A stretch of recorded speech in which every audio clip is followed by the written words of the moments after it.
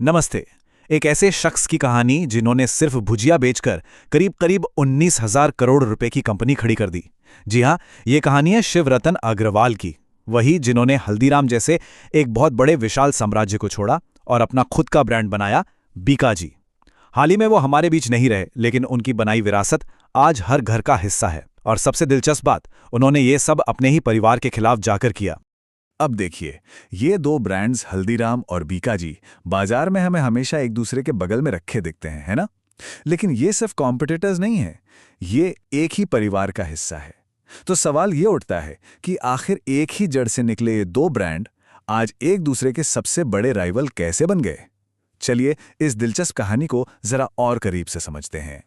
तो हर बड़ी कहानी की तरह इस कहानी में भी एक बड़ा ट्विस्ट आता है, और वो ट्विस्ट था एक पारिवारिक बंटवारा। देखिए, हल्दीराम का जो साम्राज्य था, जिसे 1919 में गंगाभीषण अग्रवाल जी ने शुरू किया, वो अगली पीढ़ी तक पहुंचा तो जरूर, लेकिन एक ऐसे बंटवारे के साथ पहुंचा जिसने आगे चलकर सब कुछ बदल कर रख दिया। और ये बंटवारा किसी भी तरह से बराबर का नहीं था, बिल्कुल भी नहीं।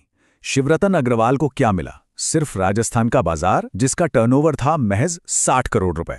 और दूसरी तरफ उनके भाइयों को उन्हें मिले 200 करोड़ से ज्यादा के दिल्ली और नागपुर जैसे बड़े बड़े बाजार।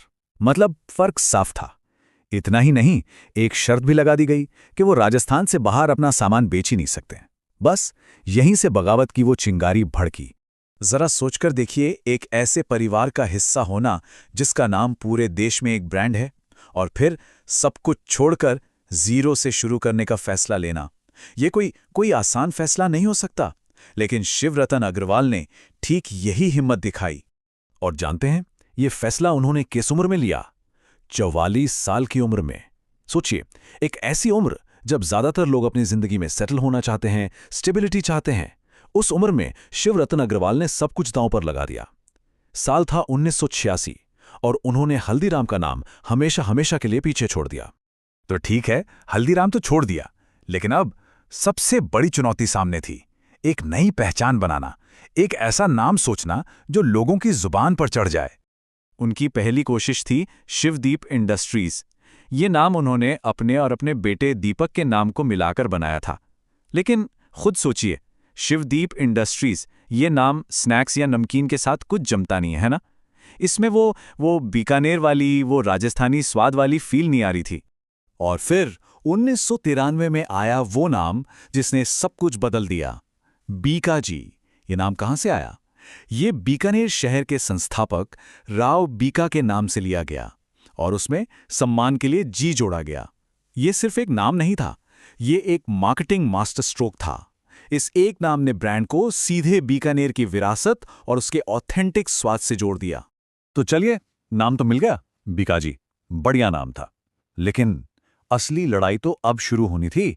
सवाल यह था कि हल्दीराम जैसे स्वाद के बादशाह का मुकाबला आखिर किया कैसे जाए।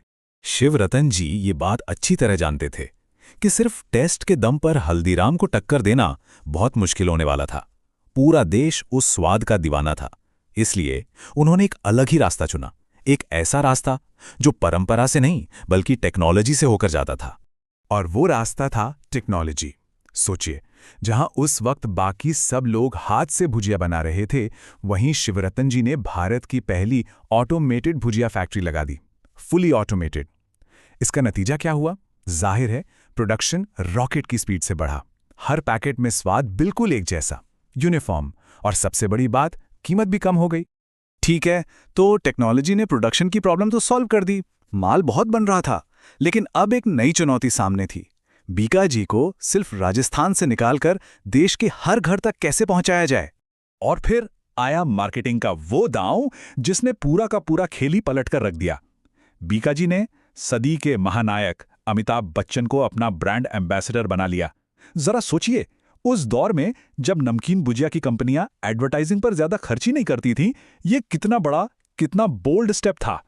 और ये सिर्फ अमिताभ बच्चन का चेहरा इस्तेमाल करना नहीं था, इसके पीछे एक सोची समझी स्ट्रैटेजी थी। बीकाजी ने अपने टोटल टर्नओवर का करीब 1.82% सिर्फ और सिर्फ एडवर्टाइजिंग पर खर्च किया।